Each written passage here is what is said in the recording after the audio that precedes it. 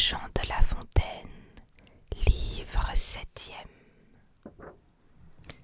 À Madame de Montespan. L'apologue est un don qui vient des immortels, ou si c'est un présent des hommes, quiconque nous l'a fait mérite des autels.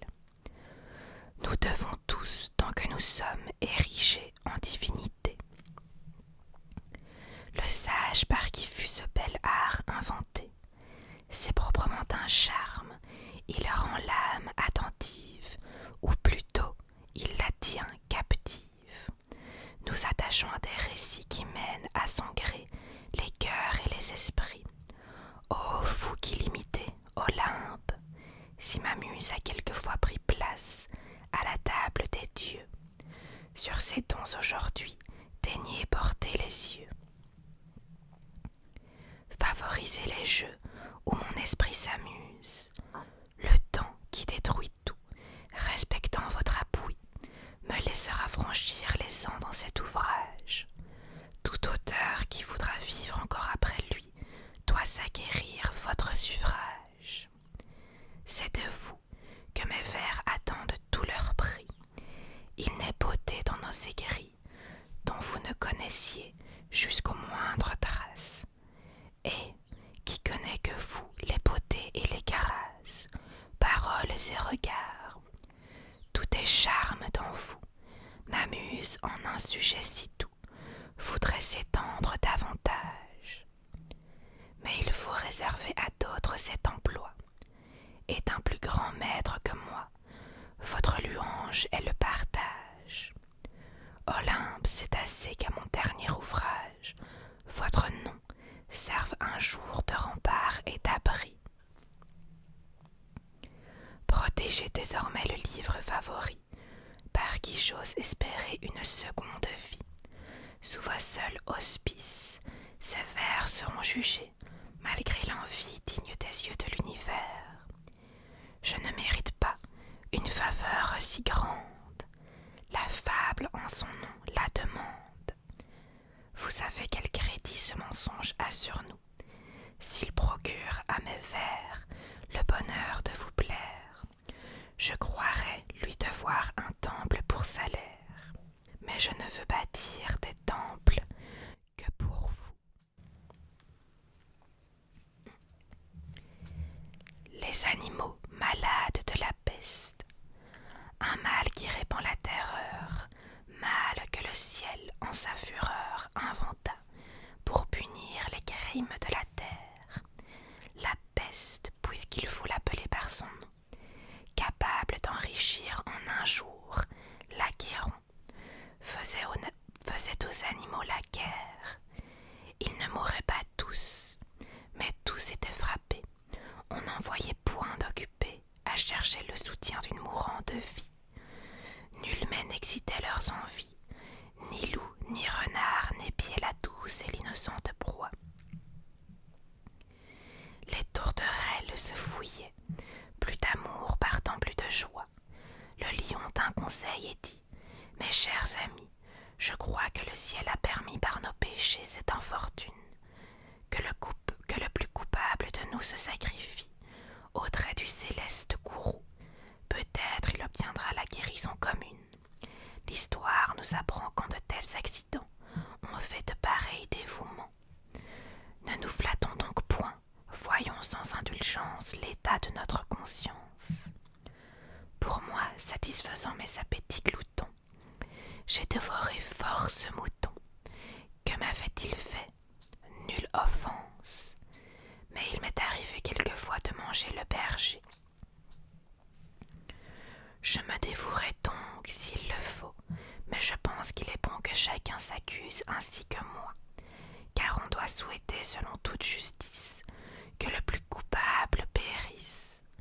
Sire, dit le renard, vous êtes trop bon roi, vos scrupules font voir trop de délicatesse. Eh bien, manger mouton, canaille, sotte espèce, est-ce un péché? Non, non. Vous leur fîtes seigneur en les croquant beaucoup d'honneur. Et quant au berger, l'on peut dire qu'il était digne de tous ces mots, étant de ces gens-là qui, sur les animaux, se font un chimérique empire. Ainsi dit le renard, et flatteur à t'applaudir, on n'osa pas trop approfondir. Du tigre ni de l'ours, ni des autres puissances, les moins pardonnables offenses. Tous les gens querelleurs jusqu'au simple matin, au dire de chacun étaient de petits saints. L'âne vint à son tour et dit: j'ai souvenance qu'en un pré de moine passant, la faim, l'occasion, l'herbe tendre, et je pense quelque diable aussi me poussant, je tondis de ce pré la largeur de ma langue. Je n'en avais nul droit, puisqu'il faut parler net. À ces mots, on cria haro sur le baudet. Un loup quelque peu clair que prouva sa harangue qu'il fallait dévouer ce maudit animal, ce pelé, ce galeux, d'où venait tout leur mal. Sa peccadille fut jugée incapantable. Manger l'herbe d'autrui, quel crime abominable! Rien que la mort n'était capable d'expier son forfait. On le lui fit bien voir selon que vous serez puissant ou misérable. Les jugements de cour vous rendront blanc ou noir. Le mâle marié. Que le bon soit toujours camarade du beau. Dès demain je chercherai femme. Mais comme le divorce entre eux n'est pas nouveau, et que peu de beaux corps hôtes d'une belle âme, assemblant l'un et l'autre point, ne trouvez pas mauvais que je ne cherche point. J'avais beaucoup d'hymen, aucun d'eux ne me tente cependant. Des humains presque les quatre parts s'exposent hardiment au plus grand des hasards. Les quatre parts aussi des humains se repentent. J'en fais alléguer un qui s'était repenti, ne put trouver d'autre parti que de renvoyer son épouse, querelleuse, avare et jalouse. Rien ne la contentait, rien n'était comme il faut. On se levait trop tard, on se couchait trop tôt, puis du blanc, puis du noir, puis encore autre chose. Les valets enrageaient, l'époux était à bout. Monsieur ne songe à rien, monsieur dépense tout, monsieur court, monsieur se repose.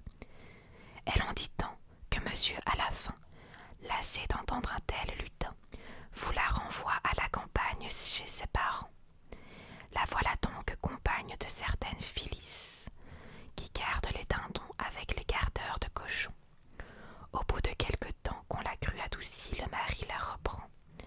Eh bien, qu'avez-vous fait? Comment passiez-vous votre vie? L'innocence des gens est-elle votre fait? Assez, dit-elle, mais ma peine était de voir les gens plus paresseux qu'ici. Ils n'ont de troupeaux nul souci. Je leur savais bien dire, et m'attirait la haine de tous ces gens, si peu soigneux.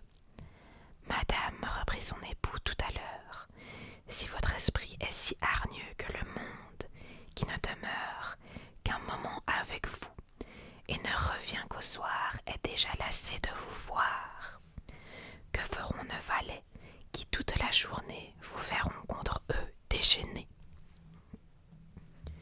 Et que pourra faire un époux que vous voulez qu'il soit jour et nuit avec vous? Retournez au village, adieu, si de ma vie je vous rappelle, et qu'il m'en prenne envie. Puissé-je chez les morts avoir pour mes péchés deux femmes comme vous sans cesse à mes côtés? Le rat qui s'est retiré du monde. Les Lavantins en leur légende disent qu'un certain rat, las des soins d'ici-bas, dans un fromage dans l'Ande se retira loin du tracas. La solitude était profonde, s'étendant partout à la ronde. Notre ermite nouveau subsistait là-dedans. Il fit tant de pieds et de dents qu'en peu de jours il eut au fond de l'ermitage le vivre et le couvert. Que faut-il davantage? Il devint gros et gras. Dieu prodigue ses biens à ceux qui font vœu d'être siens. Un jour, au dévot personnage des députés du peuple rat s'en vinrent demander quelques aumônes légères. Ils allaient en terre étrangère chercher quelques secours contre le peuple chat. Ratapolis était bloqué. On les avait contraints de partir sans argent, attendu l'état indigent de la République attaquée. Il demandait fort peu certain que le secours serait prêt dans 4 ou 5 jours. Mes amis, dit le solitaire, les choses d'ici-bas ne me regardent plus. En quoi peut un pauvre reclus vous assister? Que peut-il faire que de prier le ciel qu'il vous aide en ceci? J'espère qu'il aura de vous quelques soucis. Ayant parlé de cette sorte, le nouveau saint ferma sa porte. Que désignai-je, à votre avis, par ce rat si peu secourable? Un moine? Non, mais un dervis. Je suppose qu'un moine est toujours charitable. Le héron. Un jour, sur ses longs pieds, allait je ne sais où le héron au long bec, en manger d'un long coup. Il côtoyait une rivière. L'onde était transparente ainsi qu'au plus beau jour. Ma commère, la carpe, y faisait mis le tour avec le brochet, son compère. Le héron en eût fait aisément son profit. Tout s'approchait du bord. L'oiseau n'avait qu'à prendre, mais il crut mieux faire d'attendre qu'il eût un peu plus d'appétit. Il vivait de régime et mangeait à ses heures. Après quelques moments, l'appétit vint. L'oiseau s'approcha du bord, fit sur l'eau.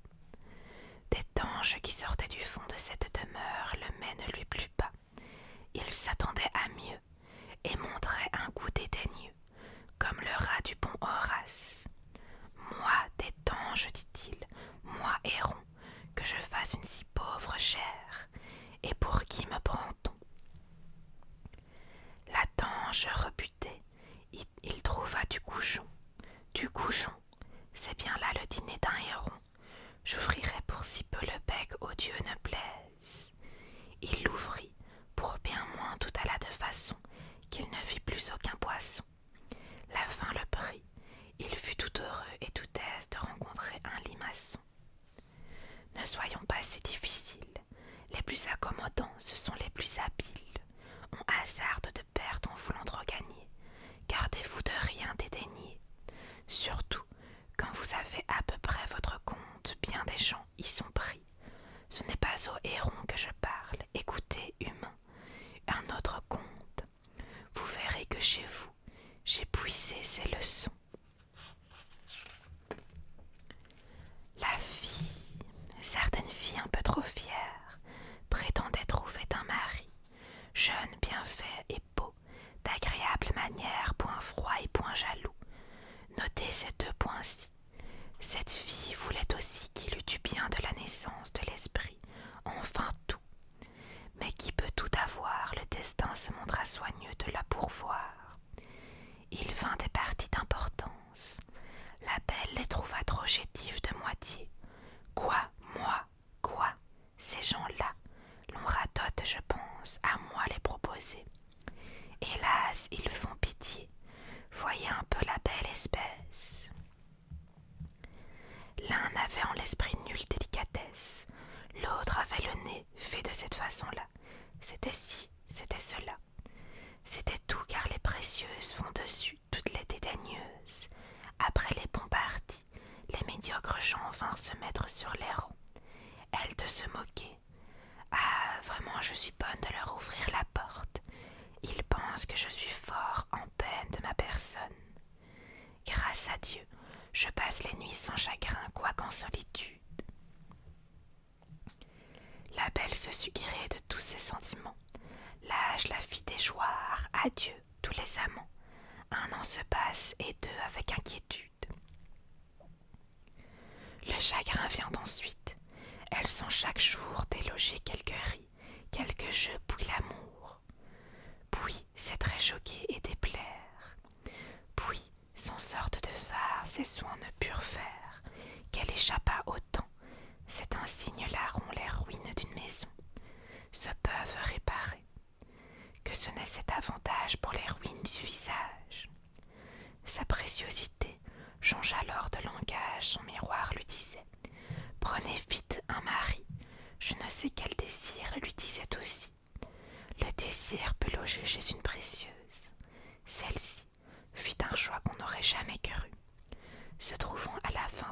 princesse est toute heureuse de rencontrer un malotru.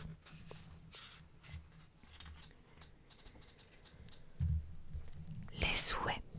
Il est aux Mogols des volets qui font office de valets, tiennent la maison propre, ont soin de l'équipage et quelquefois du jardinage. Si vous touchez à leur ouvrage, vous gâtez tout. Un d'eux près du Gange autrefois cultivait le jardin d'un assez bon bourgeois. Il travaillait sans bruit, avec beaucoup d'adresse, aimait la maître et la maîtresse, aimait le maître et la maîtresse. Et le jardin surtout.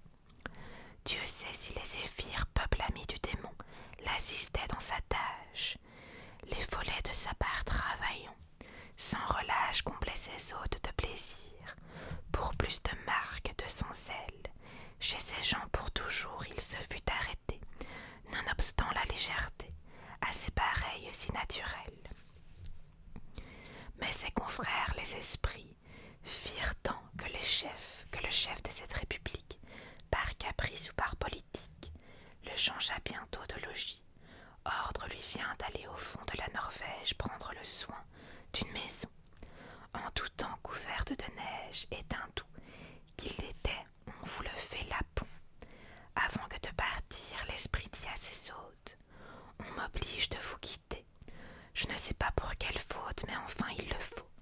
Je ne puis arrêter. Qu'un temps fort court, un mois, peut-être une semaine, employez là. Formez 3 souhaits, car je puis rendre 3 souhaits accomplis. 3 sans plus. Souhaiter, ce n'est pas une peine étrange et nouvelle aux humains. Ceux-ci pour premier vœu demandent l'abondance, et l'abondance à pleine main. Versent en leur coffre la finance, en leur grenier le blé, dans leur cave les vins, tout en grève. Comment ranger cette jouvence? Quel registre, quel soin, quel temps il leur fallut? Tous deux sont empêchés si jamais on le fut. Les voleurs contre eux complotèrent, les grands seigneurs leur empruntèrent. Le prince les taxa. Voilà les pauvres gens malheureux, par trop de fortune. Ôtez-nous de ces biens l'affluence importune, dirent-ils l'un et l'autre, heureux les indigents. La pauvreté vaut mieux qu'une telle richesse. Retirez-vous, trésor, fouillez, et toi, déesse mère du bon esprit, compagne du repos. Ô médiocrité, reviens vite. À ces mots, la médiocrité revient. On lui fait place avec elle, il rentre en grâce, au bout de 2 souhaits, étant aussi chanceux qu'ils étaient. Et que sont tous ceux qui souhaitent toujours et perdent en chimère, le temps qu'il ferait mieux de mettre à leurs affaires. Le follet en rit avec eux, pour profiter de sa largesse. Quand il voulut partir et qu'il fut sur le point, ils demandèrent la sagesse. C'est un trésor qui n'embarrasse point. Les vautours et les pigeons. Mars, autrefois mis tout à l'air en émute. Certains sujets fit naître la dispute chez les oiseaux, non ceux que le printemps mène à sa cour et qui, sous la feuillée par leur exemple et leur son, la feuillée, font que Vénus est en nous réveillée. Ni ceux encore que la mère d'amour met à son char, mais le peuple vautour au bec retors, à la tranchante serre. Pour un chien mort se fit, dit-on, la guerre. Il plut du sang, je n'exagère point. Si je voulais compter de point en point tout le détail, je manquerais d'haleine. Maint chef périt, maint héros expira, et sur son roc Prométhée espéra de voir bientôt une fin à sa peine. C'était plaisir d'observer leurs efforts. C'était pitié de voir tomber les morts, valeur, adresse et ruse, et surprise. Tout s'employa. Les 2 troupes éprises d'Ardes, courroux, d'ardents courroux, n'épargnaient nul moyen de peupler l'air qui respire les ombres. Tous les éléments remplis de citoyens, le vaste enclos qu'ont les royaumes sombres, cette fureur mit les compassions dans les esprits d'une autre nation. Au col changeant, au cœur tendre et fidèle, invitation pour accorder une telle querelle. Ambassadeurs par le peuple pigeon, furent choisis et si bien travaillèrent que les vautours plus ne se chamaillèrent. Ils firent trêve, et la paix s'ensuivit.